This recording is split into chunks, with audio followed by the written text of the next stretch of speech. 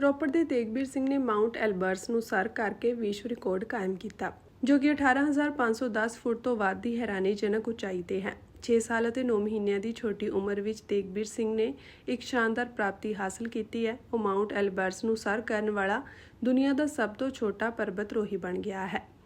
ਤੇਗਬੀਰ ਸਿੰਘ ਨੇ 20 ਜੂਨ ਨੂੰ ਮਾਊਂਟ ਐਲਬਰਸ ਤੱਕ ਟਰੈਕ ਸ਼ੁਰੂ ਕੀਤਾ ਅਤੇ 20 ਜੂਨ 2025 ਨੂੰ ਪਹਾੜ ਦੇ ਸਭ ਤੋਂ ਉੱਚੇ ਬਿੰਦੂ ਐਲਬਰਸ ਚੋਟੀ ਤੱਕ ਪਹੁੰਚਣ ਵਿੱਚ ਕਾਮਯਾਬ ਹੋਇਆ।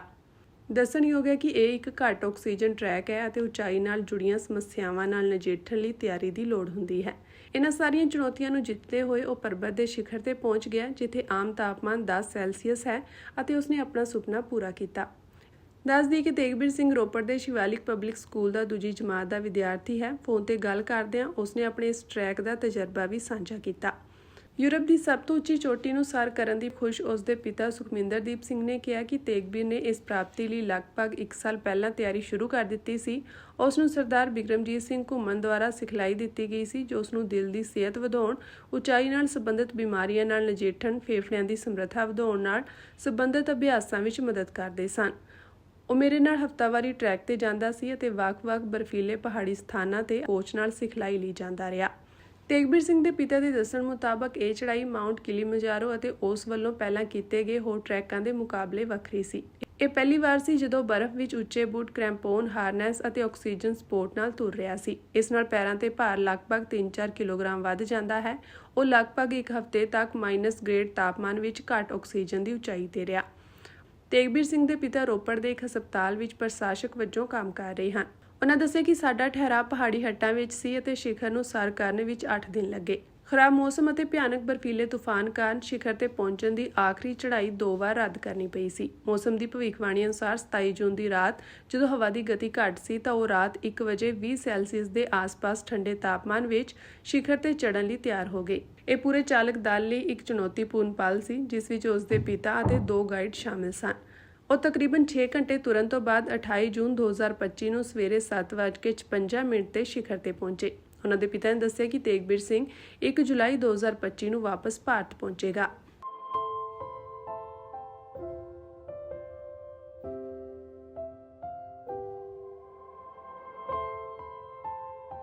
ਰੋਪੜ ਦੇ ਤੇਗਬੀਰ ਸਿੰਘ ਨੇ ਮਾਊਂਟ ਐਲਬਰਸ ਨੂੰ ਸਰ ਕਰਕੇ ਵਿਸ਼ਵ ਰਿਕਾਰਡ ਕਾਇਮ ਕੀਤਾ, ਜੋ ਕਿ 18,510 ਫੁੱਟ ਤੋਂ ਵੱਧ ਦੀ ਹੈਰਾਨੀਜਨਕ ਉਚਾਈ ਤੇ ਹੈ।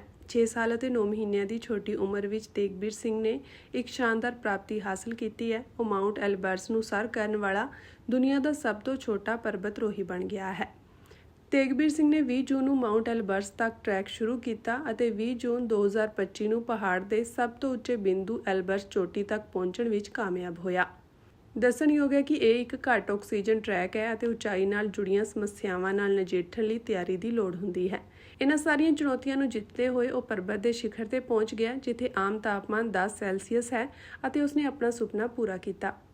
ਦੱਸ ਦਈਏ ਕਿ ਤੇਗਬੀਰ ਸਿੰਘ ਰੋਪੜ ਦੇ ਸ਼ਿਵਾਲਿਕ ਪਬਲਿਕ ਸਕੂਲ ਦਾ ਦੂਜੀ ਜਮਾਤ ਦਾ ਵਿਦਿਆਰਥੀ ਹੈ। ਫੋਨ ਤੇ ਗੱਲ ਕਰਦਿਆਂ ਉਸਨੇ ਆਪਣੇ ਇਸ ਟਰੈਕ ਦਾ ਤਜਰਬਾ ਵੀ ਸਾਂਝਾ ਕੀਤਾ। ਯੂਰਪ ਦੀ ਸਭ ਤੋਂ ਉੱਚੀ ਚੋਟੀ ਨੂੰ ਸਰ ਕਰਨ ਦੀ ਖੁਸ਼ ਉਸਦੇ ਪਿਤਾ ਸੁਖਮਿੰਦਰਦੀਪ ਸਿੰਘ ਨੇ ਕਿਹਾ ਕਿ ਤੇਗਬੀਰ ਨੇ ਇਸ ਪ੍ਰਾਪਤੀ ਲਈ ਲਗਭਗ 1 ਸਾਲ ਪਹਿਲਾਂ ਤਿਆਰੀ ਸ਼ੁਰੂ ਕਰ ਦਿੱਤੀ ਸੀ।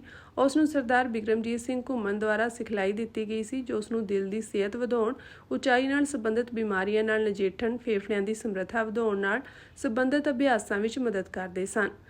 ਉਹ ਮੇਰੇ ਨਾਲ ਹਫ਼ਤਾਵਾਰੀ ਟਰੈਕ ਤੇ ਜਾਂਦਾ ਸੀ ਅਤੇ ਵੱਖ-ਵੱਖ ਬਰਫੀਲੇ ਪਹਾੜੀ ਸਥਾਨਾਂ ਤੇ ਕੋਚ ਨਾਲ ਸਿਖਲਾਈ ਲਈ ਜਾਂਦਾ ਰਿਹਾ।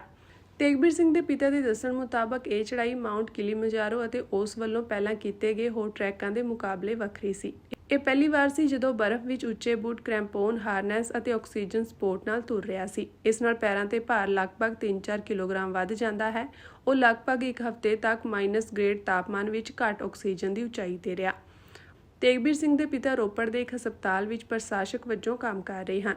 ਉਹਨਾਂ ਦੱਸਿਆ ਕਿ ਸਾਡਾ ਠਹਿਰਾਅ ਪਹਾੜੀ ਹੱਟਾਂ ਵਿੱਚ ਸੀ ਅਤੇ ਸਿਖਰ ਨੂੰ ਸਰ ਕਰਨ ਵਿੱਚ 8 ਦਿਨ ਲੱਗੇ। ਖਰਾਬ ਮੌਸਮ ਅਤੇ ਭਿਆਨਕ ਬਰਫੀਲੇ ਤੂਫਾਨ ਕਾਰਨ ਸਿਖਰ ਤੇ ਪਹੁੰਚਣ ਦੀ ਆਖਰੀ ਚੜ੍ਹਾਈ 2 ਵਾਰ ਰੱਦ ਕਰਨੀ ਪਈ ਸੀ। ਮੌਸਮ ਦੀ ਭਵਿੱਖਬਾਣੀ ਅਨੁਸਾਰ 27 ਜੂਨ ਦੀ ਰਾਤ ਜਦੋਂ ਹਵਾ ਦੀ ਗਤੀ ਘੱਟ ਸੀ ਤਾਂ ਉਹ ਰਾਤ 1 ਵਜੇ 20 ਸੈਲਸੀਅਸ ਦੇ ਆਸ-ਪਾਸ ਠੰਡੇ ਤਾਪਮਾਨ ਵਿੱਚ ਸਿਖਰ ਤੇ ਚੜ੍ਹਨ ਲਈ ਤਿਆਰ ਹੋ ਗਏ। ਇਹ ਪੂਰੇ ਚਾਲਕ ਦਲ ਲਈ ਇੱਕ ਚੁਣੌਤੀਪੂਰਨ ਪਲ ਸੀ, ਜਿਸ ਵਿੱਚ ਉਸ ਦੇ ਪਿਤਾ ਅਤੇ 2 ਗਾਈਡ ਸ਼ਾਮਿਲ ਸਨ।